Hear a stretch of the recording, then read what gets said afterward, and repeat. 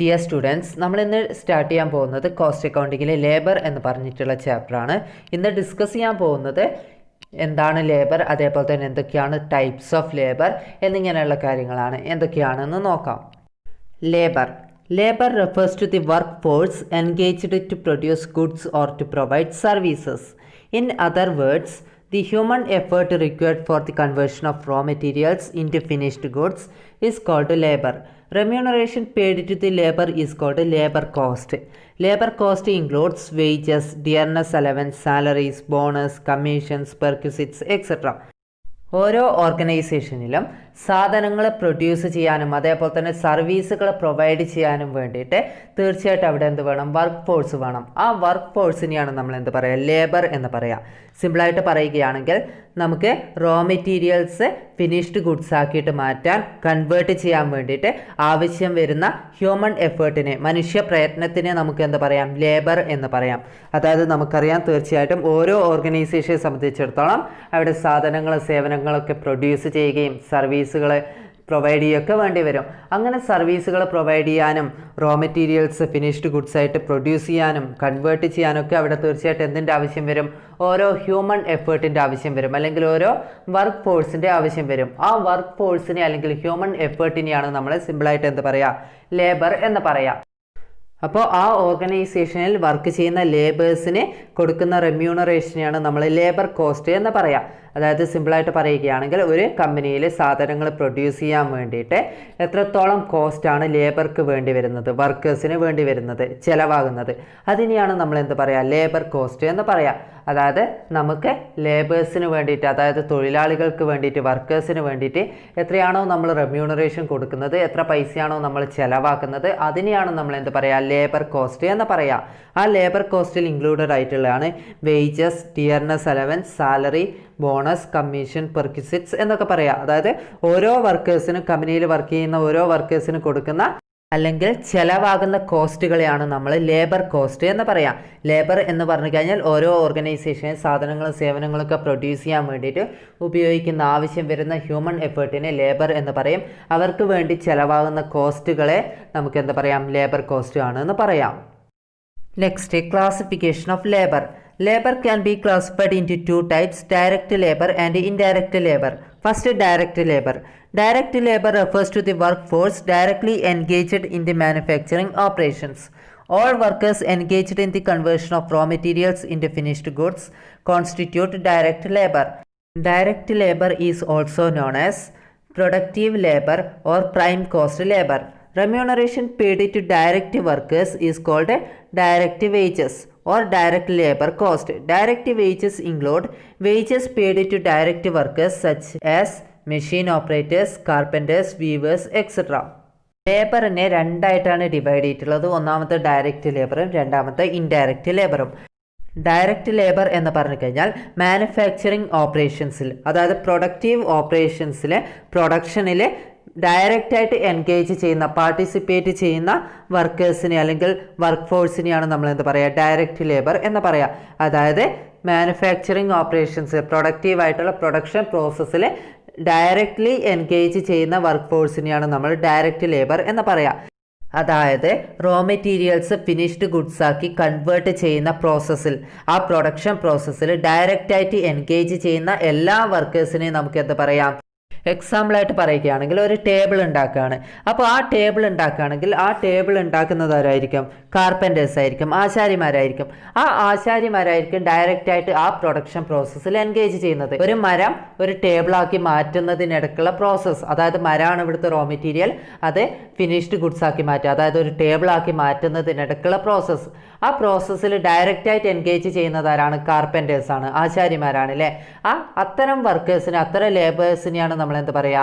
Direct labours എന്ന് പറയുക. ആ പ്രൊഡക്ഷൻ പ്രോസസ്സിൽ ഏറ്റവും ഡയറക്റ്റായിട്ട് എൻഗേജ് ചെയ്യുന്ന, പാർട്ടിസിപ്പേറ്റ് ചെയ്യുന്ന വർക്കേഴ്സിനെയാണ് നമ്മൾ എന്ത് പറയുക? ഡയറക്റ്റ് ലേബേഴ്സ് എന്ന് പറയാം. അപ്പോൾ പ്രൊഡക്ഷൻ പ്രോസസ്സിൽ ഡയറക്റ്റായിട്ട് എൻഗേജ് ചെയ്യുന്ന എല്ലാ വർക്കേഴ്സിനെയും നമുക്ക് ഡയറക്റ്റ് ലേബർ ആണ് എന്ന് പറയാം. ഡയറക്റ്റ് ലേബറിനെ നമുക്ക് പ്രൊഡക്റ്റീവ് ലേബർ അല്ലെങ്കിൽ പ്രൈം കോസ്റ്റ് ലേബർ എന്ന് കൂടി വിളിക്കാറുണ്ട്. നമുക്ക് ഡയറക്റ്റ് വർക്കേഴ്സിന് അല്ലെങ്കിൽ ഡയറക്റ്റ് ലേബേഴ്സിന് കൊടുക്കുന്ന റെമ്യൂണറേഷനെ, പ്രതിഫലത്തിനെ നമുക്ക് എന്ത് പറയാം? ഡയറക്റ്റ് വേജസ് എന്ന് പറയാം, അല്ലെങ്കിൽ ഡയറക്റ്റ് ലേബർ കോസ്റ്റ് എന്ന് പറയാം. നമുക്ക് മെഷീൻ ഓപ്പറേറ്റേഴ്സിന് അല്ലെങ്കിൽ കാർപ്പൻറ്റേഴ്സിന്, വീവേഴ്സിന് ഇങ്ങനെയുള്ള ഡയറക്റ്റ് ലേബേഴ്സിന് കൊടുക്കുന്ന വേജസ് നമുക്ക് എന്തായിട്ട് പറയാം? ഡയറക്റ്റ് വേജസ് ആയിട്ട് പറയാം. Next, indirect labor. Indirect labor refers to the workforce not directly engaged in the manufacturing operations. It is labor which cannot be identified with a particular job or process. Indirect workers are those workers who perform work of a general character. Example, supervisors, security staff, sweepers, timekeeping staff, etc. Remuneration paid to the indirect workers is called indirect wages or indirect labor cost. In short, indirect labor is the labor which is indirectly engaged in production. Indirect labour എന്ന് പറഞ്ഞു കഴിഞ്ഞാൽ direct ലേബറിൻ്റെ നേരെ opposite. ഇവിടെ manufacturing ഓപ്പറേഷൻസിൽ, അതായത് production പ്രോസസ്സിൽ ഡയറക്റ്റായിട്ട് engage ചെയ്യാത്ത work ഫോഴ്സിനെ നമുക്ക് എന്താ പറയാം? ഇൻഡയറക്റ്റ് ലേബർ എന്ന് പറയാം. അതായത് നമ്മുടെ മാനുഫാക്ചറിങ് ഓപ്പറേഷൻസിൽ അല്ലെങ്കിൽ പ്രൊഡക്ഷൻ പ്രോസസ്സിൽ ഡയറക്റ്റായിട്ട് എൻഗേജ് ചെയ്യാത്ത വർക്കേഴ്സിനെ അല്ലെങ്കിൽ വർക്ക് ഫോഴ്സിനെ നമുക്ക് ഇൻഡയറക്റ്റ് ലേബർ ആണെന്ന് പറയാം. അതായത് ജനറൽ വർക്ക് ചെയ്യുന്ന, അതായത് supervisors, security staff, sweepers, time keeping staff ഇവരൊന്നും ഒരിക്കലും ഡയറക്റ്റായിട്ട് പ്രൊഡക്ഷൻ പ്രോസസ്സുമായിട്ട് അല്ലെങ്കിൽ മാനുഫാക്ചറിങ് ഓപ്പറേഷനുമായിട്ട് ബന്ധപ്പെട്ട് കിടക്കുന്നില്ല, ഡയറക്റ്റായിട്ട് എൻഗേജ് ചെയ്യുന്നില്ല. അത്തരം വർക്കേഴ്സിനെയാണ് നമ്മൾ എന്താ പറയുക? ഇൻഡയറക്റ്റ് ലേബർ എന്ന് പറയാം. മാനുഫാക്ചറിങ് ഓപ്പറേഷനുമായിട്ട് ഡയറക്റ്റായിട്ട് എൻഗേജ് ചെയ്യാത്ത വർക്കേഴ്സിനെയാണ് നമ്മൾ ഇൻഡയറക്റ്റ് ലേബർ എന്ന് പറയാം. അത്തരം ലേബേഴ്സിന്, ഇൻഡയറക്റ്റ് ലേബേഴ്സിന് കൊടുക്കുന്ന റെമ്യൂണറേഷനെയാണ് നമ്മൾ ഇൻഡയറക്റ്റ് വേജസ് അല്ലെങ്കിൽ ഇൻഡയറക്റ്റ് ലേബർ കോസ്റ്റ് എന്ന് പറയാം. Difference between direct labour and indirect labour. First, direct labour it can be identified with finished product. Indirect labour it cannot be identified with finished product. അതായത് direct ലേബറെ കണ്ടു കഴിഞ്ഞാൽ നമുക്ക് എന്ത് മനസ്സിലാക്കാൻ പറ്റും? ഏതാണ് ഫിനിഷ്ഡ് പ്രൊഡക്റ്റ് എന്ന് ഐഡൻറ്റിഫൈ ചെയ്യാൻ പറ്റും. അപ്പോൾ കാർപ്പൻ്റർ ആണെങ്കിൽ കാർപ്പൻ്റർ ഉണ്ടാക്കുന്ന ഫിനിഷ്ഡ് പ്രൊഡക്റ്റ് ഏതാണ്? മരം കൊണ്ട് ഉണ്ടാക്കുന്ന ഫർണിച്ചറാണ്, അല്ലെങ്കിൽ ടേബിളാണ്, അല്ലെങ്കിൽ ചെയറാണ് എന്നൊക്കെ നമുക്ക് ഐഡൻറ്റിഫൈ ചെയ്യാൻ പറ്റും. നേരെ മറിച്ച് ഇൻഡയറക്റ്റ് ലേബറെ കണ്ടു കഴിഞ്ഞാൽ നമുക്കൊരിക്കലും അവർ ഉണ്ടാക്കുന്ന ഫിനിഷ്ഡ് പ്രൊഡക്റ്റ് എന്താണ് എന്നൊന്നും നമുക്ക് ഐഡൻറ്റിഫൈ ചെയ്യാൻ സാധിക്കില്ല. Next, it is A part of prime cost. It is A part of overhead. Direct labour cost എന്ന് പറയുന്നത് ഒരു പ്രൈം കോസ്റ്റിൻ്റെ പാർട്ടാണ്. ഇൻഡയറക്റ്റ് ലേബർ കോസ്റ്റ് എന്ന് പറഞ്ഞു കഴിഞ്ഞാൽ ഓവർഹെഡിൻ്റെ ഒരു പാർട്ടാണ്. Direct labor cost cannot be controlled easily. Indirect labor cost cannot be controlled easily. Direct labour cost നമുക്ക് ഈസി ആയിട്ട് കൺട്രോൾ ചെയ്യാൻ പറ്റും. ഇൻഡയറക്റ്റ് ലേബർ കോസ്റ്റ് ഒരിക്കലും നമുക്ക് ഈസി ആയിട്ട് കൺട്രോൾ ചെയ്യാൻ പറ്റില്ല. Direct labour cost varies according to changes in output. Indirect labour cost remain fixed. അതായത് ഔട്ട്പുട്ട് മാറുന്നതിനനുസരിച്ച് ഡയറക്റ്റ് ലേബർ കോസ്റ്റ് മാറിക്കൊണ്ടിരിക്കും, വാരി ചെയ്തുകൊണ്ടിരിക്കും. ഇൻഡയറക്റ്റ് ലേബർ കോസ്റ്റ് ഒരിക്കലും മാറ്റം ഉണ്ടാവില്ല, ഫിക്സഡ് ആയിരിക്കും. It can be directly charged to a particular cost center or cost unit. It cannot be directly charged to a particular cost center or cost unit but can only be apportioned. അതായത് direct labour നമുക്ക് particular cost സെൻറ്ററിലും cost യൂണിറ്റിലൊക്കെ direct ആയിട്ട് charge ചെയ്യാൻ സാധിക്കുന്നതാണ്.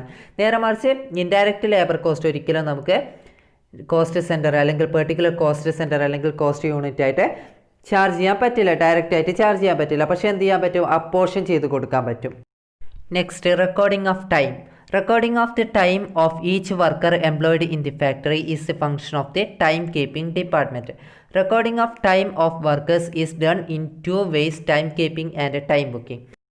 നമുക്കറിയാം, ലേബേഴ്സിന് അല്ലെങ്കിൽ വർക്കേഴ്സിന് salary കൊടുക്കേണ്ടി വരും, അല്ലെങ്കിൽ വേജസ് കൊടുക്കേണ്ടി വരും. എങ്ങനെയാണ് വേജസും സാലറിയൊക്കെ കൊടുക്കുക? എന്തിൻ്റെ ബേസിലാണ്? അവിടെ നമുക്ക് ടൈം റെക്കോർഡ് ചെയ്ത് വെക്കേണ്ടി വരും. എപ്പോഴാണ് എംപ്ലോയി കമ്പനിയിൽ അല്ലെങ്കിൽ ഫാക്ടറിയിൽ വന്നിട്ടുള്ളത്, അതേപോലെ തന്നെ എപ്പോഴാണ് എംപ്ലോയി കമ്പനി വിട്ട് പോയിട്ടുള്ളത് എന്നിങ്ങനെയുള്ള കാര്യങ്ങൾ ടൈമൊക്കെ റെക്കോർഡ് ചെയ്ത് വെക്കേണ്ടി വരും. അതിൻ്റെ ബേസിലായിരിക്കും നമുക്ക് എന്ത് ചെയ്യാൻ പറ്റുക? സാലറിയും വേജസും കൊടുക്കേണ്ടി വരിക. അപ്പോൾ നമുക്ക് എന്ത് ചെയ്യണം? ടൈം റെക്കോർഡ് ചെയ്ത് വെക്കണം. അപ്പോൾ എങ്ങനെയാണ് ടൈം റെക്കോർഡ് ചെയ്ത് വെക്കുക? അതിന് വേണ്ടിയിട്ട് രണ്ട് മെത്തേഡുകളാണുള്ളത് എന്നാണ് പറയുന്നത്. ഒന്നാമത്തെ ടൈം കീപ്പിങ്ങും രണ്ടാമത്തേത് ടൈം ബുക്കിങ്ങും. അപ്പോൾ എന്താണ് ടൈം കീപ്പിംഗ് എന്ന് നോക്കാം. Timekeeping is the process of recording the attendance time of workers is known as the timekeeping. Timekeeping provides a record of the total time spent by the workers in the factory. It is helpful to create a sense of discipline among the workers and also to calculate the total wages payable to each worker. ഒന്നാമത്തെ മെത്തേഡാണ് time keeping. Time keeping എന്ന് പറഞ്ഞു കഴിഞ്ഞാൽ ഓരോ വർക്കേഴ്സിൻ്റെയും attendance record ചെയ്ത് വെക്കുന്ന പ്രോസസ്സിനെയാണ് നമ്മൾ എന്ത് പറയുക? ടൈം കീപ്പിംഗ് എന്ന് പറയാം.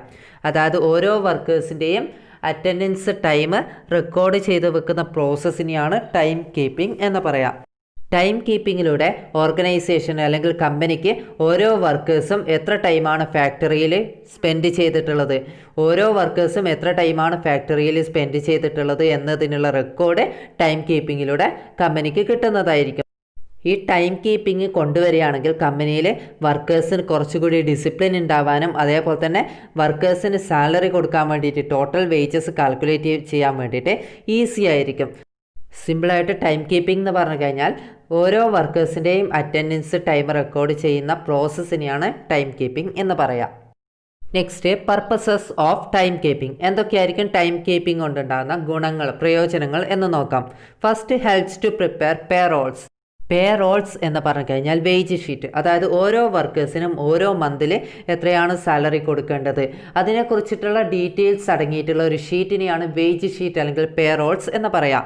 ഓരോ മാസവും ഈ പേ റോൾസ് പ്രിപ്പയർ ചെയ്യാൻ വേണ്ടിയിട്ട് ഹെൽപ്പ് ചെയ്യുന്നതാണ് ഈ ടൈം കീപ്പിംഗ്.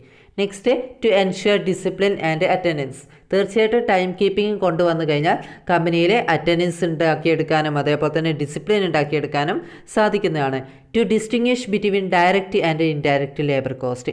ഡയറക്റ്റ് ലേബർ കോസ്റ്റിനെയും ഇൻഡയറക്റ്റ് ലേബർ കോസ്റ്റിനെയും വേർതിരിച്ച് കണ്ടുപിടിക്കാൻ വേണ്ടിയിട്ട് നമുക്ക് എന്ത് ചെയ്യാൻ പറ്റും, ഈ ടൈം കീപ്പിംഗ് കൊണ്ട് സാധിക്കാൻ പറ്റുന്നതാണ്. To distinguish between normal time and over time. ഓരോ വർക്കേഴ്സും എത്ര ടൈമാണ് നോർമൽ ടൈമായിട്ട് വർക്ക് ചെയ്യുന്നത് അതേപോലെ തന്നെ അല്ലെങ്കിൽ ഓവർ ടൈമായിട്ട് വർക്ക് ചെയ്യുന്നുണ്ടോ എന്നിങ്ങനെയുള്ള കാര്യങ്ങളെ വേർതിരിച്ചറിയാൻ വേണ്ടി ഈ ടൈം കീപ്പിംഗ് കൊണ്ട് സാധിക്കുന്നതാണ്. To introduce incentive wage scheme. ഇൻസെൻറ്റീവായിട്ടുള്ള വേജ് സ്കീംസ് അപ്ലൈ ചെയ്യാൻ വേണ്ടിയിട്ട്, ഇൻട്രൊഡ്യൂസ് ചെയ്യാൻ വേണ്ടിയിട്ട്, അതായത് ഇൻസെൻറ്റീവ് വേജ് സ്കീം എന്ന് പറഞ്ഞു കഴിഞ്ഞാൽ വർക്കേഴ്സ് എഫിഷ്യൻ്റായിട്ട് വർക്ക് ചെയ്യുന്നതെങ്കിൽ അവർക്ക് എന്ത് കൊടുക്കുക, ബോണസ് കൊടുക്കുക, അല്ലെങ്കിൽ കമ്മീഷൻസ് കൊടുക്കുക, അല്ലെങ്കിൽ അവരെ സപ്പോർട്ട് ചെയ്യുന്ന രീതിയിൽ അവർക്ക് ഇൻസെൻറ്റീവ് കൊടുക്കുക. അതിനെയാണ് നമ്മൾ എന്താ പറയുക, ഇൻസെൻറ്റീവ് വേജ് സ്കീം എന്ന് പറയാം. വർക്കേഴ്സ് നല്ല രീതിയിൽ പെർഫോം ചെയ്യുന്നുണ്ട്, എഫിഷ്യൻ്റായിട്ട് പെർഫോം ചെയ്യുന്നുണ്ട്, പ്രോഫിറ്റ് ഉണ്ടാകുന്നുണ്ട്. അങ്ങനെയാണെങ്കിൽ വർക്കേഴ്സിനെ മോട്ടിവേറ്റ് ചെയ്യാൻ വേണ്ടിയിട്ട് എന്ത് കൊടുക്കുക, ഇൻസെൻറ്റീവ്സ് ആയിട്ട് ബോണസോ അല്ലെങ്കിൽ എക്സ്ട്രാ വേജസ് ഒക്കെ കൊടുക്കുക. അത്തരത്തിലുള്ള ഒരു ഇൻസെൻറ്റീവ് വേജ് സ്കീം ഇൻട്രൊഡ്യൂസ് ചെയ്യാൻ വേണ്ടിയിട്ട് ഈ ടൈം കീപ്പിംഗ് കൊണ്ട് നമുക്ക് സാധിക്കുന്നതാണ്. Next, to control labour cost. Labour cost control ചെയ്യാൻ വേണ്ടിയിട്ട് തീർച്ചയായിട്ടും എന്തുകൊണ്ട് സാധിക്കും, ഈ ടൈം കീപ്പിംഗ് കൊണ്ട് സാധിക്കുന്നതാണ്. Next, methods of time keeping. എന്തൊക്കെയായിരിക്കും ടൈം കീപ്പിങ്ങിൻ്റെ മെത്തേഡ്സ് എന്ന് നോക്കാം.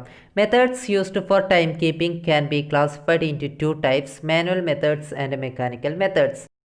2 തരത്തിലുള്ള ടൈം കീപ്പിംഗ് മെത്തേഡ്സ് ആണുള്ളത്. ഒന്നാമത്തേത് മാനുവൽ മെത്തേഡും രണ്ടാമത്തേത് മെക്കാനിക്കൽ മെത്തേഡും. എന്താണ് മാനുവൽ മെത്തേഡ് അതേപോലെ തന്നെ എന്താണ് മെക്കാനിക്കൽ മെത്തേഡ് എന്ന് നോക്കാം. Manual methods. Under this method, the arrival and departure time of workers is recorded by the workers themselves or the timekeeping clerk. Attendance time is recorded manually. It is called manual method. Manual method എന്ന് പറഞ്ഞു കഴിഞ്ഞാൽ human beings തന്നെ, മനുഷ്യന്മാരെ തന്നെ എന്ത് ചെയ്യാണ്, അത് record ചെയ്യാണ്, അറ്റൻഡൻസ് ടൈം റെക്കോർഡ് ചെയ്യാണ്. അതാണ് എന്ത് പറയുന്നത്, മാനുവൽ മെത്തേഡ് എന്ന് പറയുന്നത്. അതായത് ഓരോ വർക്കേഴ്സും കമ്പനിയിൽ എൻ്റർ ചെയ്യുന്നതും അതേപോലെ തന്നെ എക്സിറ്റ് ആവുന്നതുമായിട്ടുള്ള ടൈം എന്ത് ചെയ്യാണ്, വർക്കേഴ്സ് സ്വന്തം തന്നെ റെക്കോർഡ് ചെയ്യുക, അല്ലെങ്കിൽ എന്ത് ചെയ്യുക, ടൈം കീപ്പിംഗ് ക്ലർക്ക് റെക്കോർഡ് ചെയ്യുക. അങ്ങനെയാണെങ്കിൽ ആ അറ്റൻഡൻസ് ടൈം റെക്കോർഡ് ചെയ്യുന്നത് മാനുവലി ആണെങ്കിൽ അതിന് നമുക്ക് എന്താ പറയാം, മാനുവൽ മെത്തേഡ് ആണ് എന്ന് പറയാം. ഒന്നാമത്തെ മാനുവൽ മെത്തേഡാണ് attendance register. It is A register maintained four recording the attendance time of workers. In and out columns are provided in the register against the name of each worker. Every worker has to sign while entering and leaving the factory and to note down the time of arrival and departure. It is suitable for small factories where the number of workers is not large. It is simple and inexpensive method. ഒന്നാമത്തെ manual മെത്തേഡാണ് attendance register. അതായത് attendance register എന്ന് പറഞ്ഞു കഴിഞ്ഞാൽ ഓരോ വർക്കേഴ്സിൻ്റെയും attendance record ചെയ്യാൻ വേണ്ടിയിട്ട് maintain ചെയ്യുന്ന ഒരു രജിസ്റ്ററാണ് ഇത് അറ്റൻഡൻസ് രജിസ്റ്റർ എന്ന് പറയുന്നത്. അതിൽ 2 കോളംസ് ഉണ്ടായിരിക്കും. ഒന്നാമത്തേത് ഓരോ വർക്കേഴ്സും ഫാക്ടറിയിൽ എൻ്റർ ചെയ്യുന്ന ടൈമിൽ സൈൻ ചെയ്യേണ്ട കോളം. അതേപോലെ തന്നെ രണ്ടാമത്തെ കോളം എന്ന് പറയുന്നത് ഓരോ വർക്കറും ഫാക്ടറിയിൽ നിന്നും ലീവ് ആവുന്ന ടൈം, അതായത് പുറത്ത് പോകുന്ന ടൈം സൈൻ ചെയ്യേണ്ട കോളം. അപ്പോൾ 2 കോളംസിൽ എന്ത് ചെയ്യണം, ഓരോ വർക്കേഴ്സും അറ്റൻഡൻസ് റെക്കോർഡ് ചെയ്യണം, സൈൻ ചെയ്തിട്ട് റെക്കോർഡ് ചെയ്യണം. ആ മെത്തേഡാണ്, അത്തരത്തിലുള്ള വർക്കേഴ്സിൻ്റെ അറ്റൻഡൻസ് റെക്കോർഡ് ചെയ്ത് വെക്കുന്ന ഒരു രജിസ്റ്ററാണ്, മെയിൻറ്റെയിൻ ചെയ്ത് വെക്കുന്ന ഒരു രജിസ്റ്ററാണ് അറ്റൻഡൻസ് രജിസ്റ്റർ എന്ന് പറയുന്നത്. ഇത് കൂടുതലായിട്ടും സ്യൂട്ടബിൾ ആവുന്നത് സ്മോൾ ഫാക്ടറീസിലാണ്. നമ്പർ ഓഫ് വർക്കേഴ്സ് കൂടുതലാവുന്ന ഫാക്ടറീസിൽ ഒരിക്കലും ഇത് സ്യൂട്ടബിൾ ആവില്ല. ഇതെന്ന് പറയുന്ന ഒരു സിമ്പിളായിട്ടുള്ള അല്ലെങ്കിൽ ഇൻഎക്സ്പെൻസീവ് ആയിട്ടുള്ള ചിലവ് കുറഞ്ഞിട്ടുള്ള ഒരു മെത്തേഡാണ്.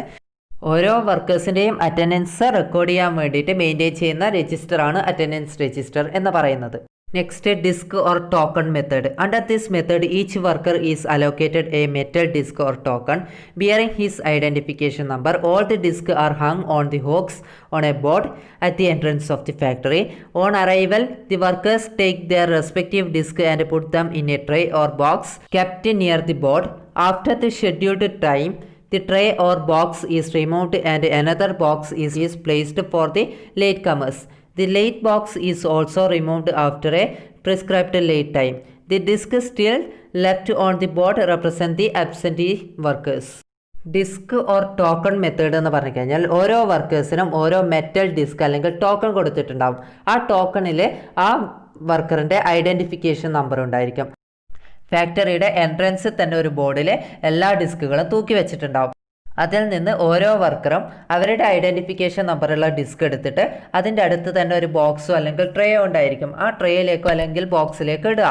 എന്നിട്ട് എന്ത് ചെയ്യുക, കുറച്ച് ടൈം കഴിഞ്ഞാൽ അവരെന്ത് ചെയ്യും, ആ ട്രേ മാറ്റും അല്ലെങ്കിൽ ബോക്സ് മാറ്റും. എന്നിട്ട് എന്ത് ചെയ്യും, പുതിയൊരു ബോക്സ് വെക്കും. എന്തിനു വേണ്ടിയിട്ട് അത് വെക്കുന്നത്, ലേറ്റ് കമേഴ്സിന് വേണ്ടിയിട്ടാണ് ആ ബോക്സ് വെക്കുന്നത്. ആ ബോക്സും കുറച്ച് ടൈം കഴിയുമ്പോൾ എന്ത് ചെയ്യും, അവരെ മാറ്റും. അതിനുശേഷം ആ തൂക്കി വെച്ചിട്ടുള്ള ബോർഡിലെ ഡിസ്കുകൾ ഉണ്ടെങ്കിൽ ആ ഡിസ്കുകൾ എന്തായിട്ട് പറയും, ആബ്സെൻറ്റി വർക്കേഴ്സ് ആണെന്ന് പറയും. അവർ ലീവായിട്ടുള്ള ആൾക്കാരാണെന്ന് മെൻഷൻ ചെയ്യും അല്ലെങ്കിൽ മനസ്സിലാക്കാൻ പറ്റും. ഈ രണ്ട് മെത്തേഡുകളാണ് മാനുവൽ മെത്തേഡ് എന്ന് പറയുന്നത്. അതായത് അറ്റൻഡൻസ് രജിസ്റ്റർ മെത്തേഡും ഡിസ്ക് അല്ലെങ്കിൽ ടോക്കൺ മെത്തേഡുമാണ് മാനുവൽ മെത്തേഡായിട്ട് പറയുന്നത്.